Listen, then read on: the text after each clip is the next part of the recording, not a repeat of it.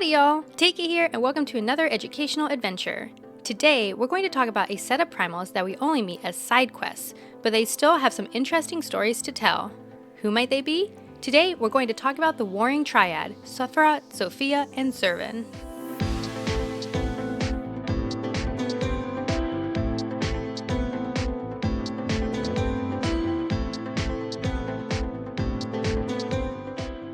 Before we get started, why not go ahead and subscribe? If you want to make sure you don't miss another lore video, make sure to click that bell icon too. These are really fun to research and make, and I love sharing it with everybody. Also, if you like this video, go ahead and hit that like button like Sephiroth hitting us off the stage! Feel free to leave a comment too if I missed anything, or if you found anything interesting. Also, please be aware that this will have story from A Realm Reborn and Heavensward. So if you want to stay surprised of future events, know that this is your one and only possible spoiler warning. Now that we have that out of the way, let's get on with the video. Now, where did I leave those books? There they are. Before we get into the details about the individuals that form the Warring Triad, we really need to talk about why they were summoned in the first place. The Warring Triad comes from the lands of Meracydia. This is a region located south of Thavnair. Little is known about Meracydia at this time, since we Warriors Light have not yet visited.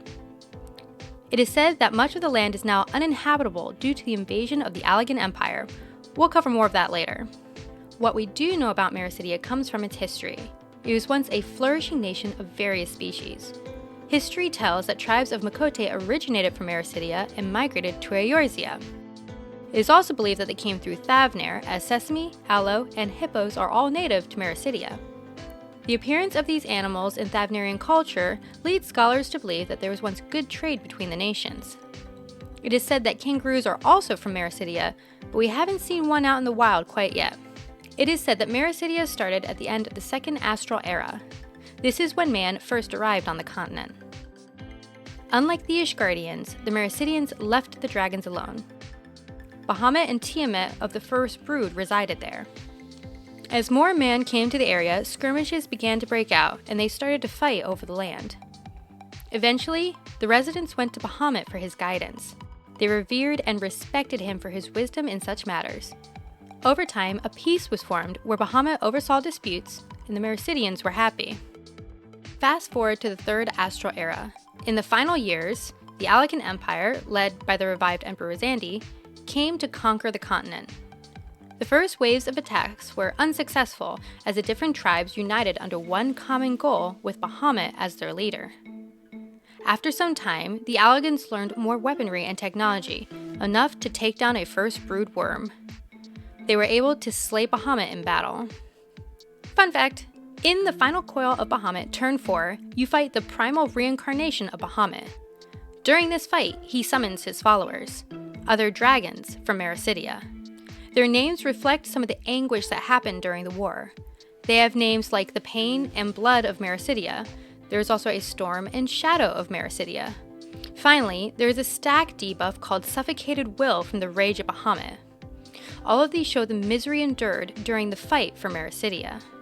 Due to Bahamut's demise, the tribes of Meracydia took matters into their own hands, summoning the Warring Triad. Each primal, icons in their day, were summoned by a different group.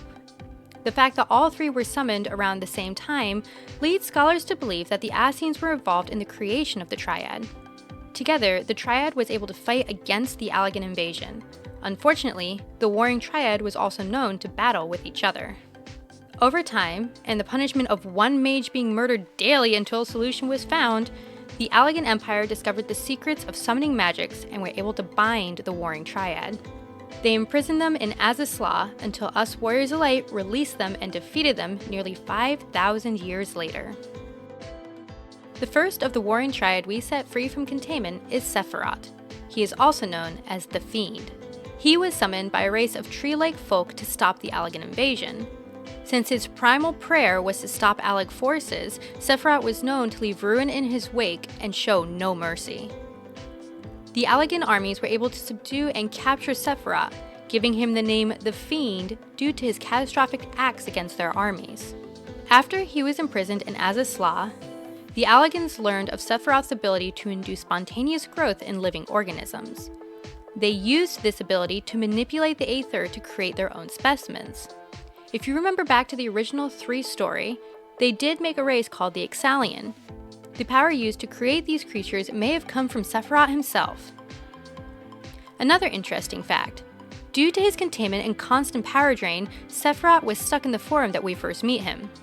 Of course, as the fight progresses, he grows obnoxiously large. This is actually something he used to do in Meracydia when he was devastating the Allagan armies. He would grow to a much larger size and wreak total destruction. Here's another interesting fact.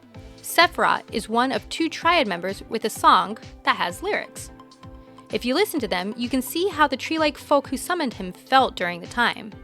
Sephirot claims, "I am the end and the beginning, the faith that feeds the unbelieving, the answer every soul is seeking." And he demands to say my name, Sephirot. We have 2 chances to defeat Sephirot in a normal and extreme version. He did have an unreal version for the faux hollows, but this was later changed as they do rotate those battles. One more interesting fun fact. If you listen to the theme Fiend, you might find it similar to another song. The group Powerman 5000 actually claimed Fiend was a straight-up ripoff of their song When Worlds Collide. Yoshi P commented saying how the track was created unaware of Powerman 500's song, and that was just based off of industrial rock due to Sephirot's warped obsession with life. You can take a listen later on and tell me what you think, but whichever it is, I still love this song. The second primal we meet in the Warring Triad series is Sophia. She is also known as the Goddess. Sophia was summoned by a number of races of Meracydia. They worshipped a single deity, one they believed would bring equilibrium. By doing so, she would bind these societies together with her gilded chains of harmony. Not much is said about her victories over the Allagan armies, only that she was eventually captured by the Allags and imprisoned in Azazla, where she too was kept in physical form while they siphoned off her power. Sophia is eventually freed when her seals are weakened and after the defeat of Sephirot. Here's a fun fact about Sophia. See that head floating below her? That's not an extension of herself. That's actually the head of a daughter. Sophia technically never says, "my daughter," so I like to believe this head is the head of the girl in Sophia's theme song.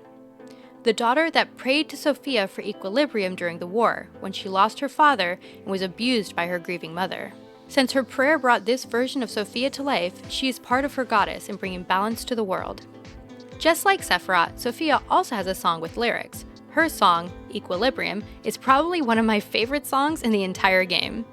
The song sings of a family torn apart by the war between the Allagan Empire and Meracydia. It talks of her mother's white silk dress being stained red by the blood of her father. Then it talks about her mother's memory fading fast as she holds his torn uniform since he died in battle. Eventually, she takes this out on her own daughter, how the song sings of the daughter's desperate cries and unheard pleas, and how she was forsaken, beaten, tried, and on her knees. In this time of crisis, she called out to her goddess and heard a whisper back. Well, let's let the song tell you what Sophia said.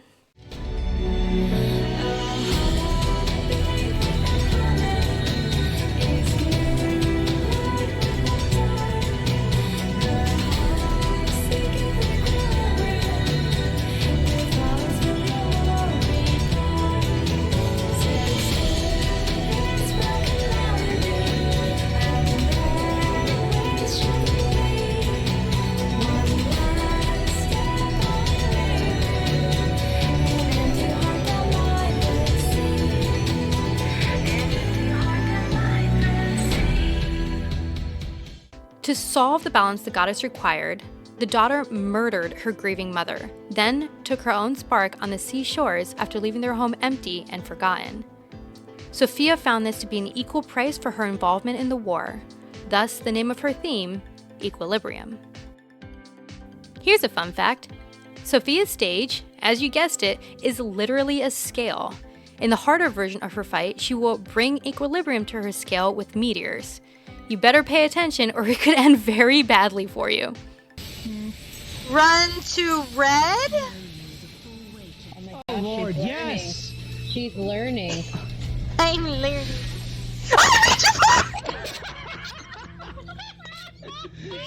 Sophia can be fought in a normal and extreme version. As of making this video, she is also the unreal version of the Faux Hollows battle. The final primal of the Warring Triad is Zurvan, also known as the Demon. Zurvan was summoned by a race of centaurs of Meracydia. He was called upon for his strong desire for justice. It is said that Zurvan was created on this star as an embodiment of eternal victory. The centaurs had hoped this victory was for them. Unfortunately, that was not the case. In fact, you can actually see what some of these centaurs look like. During the ads phase of the fight, you battle against a group of centaurs that Zurvan calls upon. It was also believed that Zurvan was above all other gods, that he commanded the boundless expanse of eternity, and that he was charged with handing out punishment for wicked deities. Despite being a symbol of justice, victory, and triumph, he was captured and imprisoned by the Allagans in Azazla. His title, the Demon, is said to have come from the records describing his appearance. It is said that he rode into battle girded head to foot in armor formed of unshifting flame. Unlike the other two Triad members, Zurvan's theme does not have any lyrics. This makes him a bit more mysterious. Zurvan actually has two themes he can call his own. The first is called Penultimania, which plays once he is freed. This could come from the word penultimate, which means second to last. Literally, this is the second to last phase of his fight. After he does his special move, Ahura Mazda, his other theme plays. This one is titled Infinity. As for the special attack, Ahura Mazda, it translates to Lord of Wisdom. This is the name of the creator deity in real-life Zoroastrianism. It is said that in this Indo-Iranian religion, Ahura Mazda was an uncreated spirit who is wise, sound, and benevolent. Here's another fun fact. Why does he use ice and fire? Well, Zurvan himself tells you. Before performing his special attack, he proclaims, "Frozen in time, mine armor is flame." He's actually freezing us in time, and as his ancient text said earlier, his unshifting flame armor strikes. When we survive this attack, he follows up with, "What manner of mortals withstand such punishment?" This is because he was charged with punishing those who were wicked to him or the centaurs. We are declared wicked, so he must now perform his duty. When he fails, he continues with trial by combat. Not much else is known about this final Triad member, but his battle is still an interesting one to participate in. Zurvan can be challenged in a normal and extreme version. We meet the Warring Triad during a series of expansions in Heavensward. These include Patch 3.2, The Gears of Change, Patch 3.3, Revenge of the Horde, and Patch 3.4, Soul Surrender. The storyline for these fights is truly amazing, and it really gets you involved in a character I have grown to love, Unikalai. We'll talk more about him in another episode. For now, let's just go over the basics. During this questline, you work with the mysterious masked boy to stop the primal threat. He informs you of the Triad and of their icon status, which is a term used by Garleans but originated by the Alags. He also informs you of the dangers of the Empire hungering for this technology. He and the Scions also let you know that the bindings are starting to break, as they were severely weakened by the actions of Archbishop Thordan during his attempt to become the primal King Thordan. Each arena is unlocked by Kryal, another Scion gifted with the power of the Echo, and the battle is completed by the Warrior of Light. Unikalai informs us that a fate driven by primal technology took part in the destruction of his own star, and he would not want to see the same fate befall our star. This is his reasoning to stop the Warring Triad before they awaken. We also meet the 6th Legion in this line, and the Legatus Regula von Hydrus. At first, he's working against us, but in the end, he is helping us to release Zurvan, which comes at the cost of his own life. In the end, you stop the Warring Triad and prevent a similar fate that happened to Unikalai on his star. So that's it. That was a history of the Warring Triad and Eorzea as we know it. What did you think? Was there something in particular that was interesting or something that I might have missed?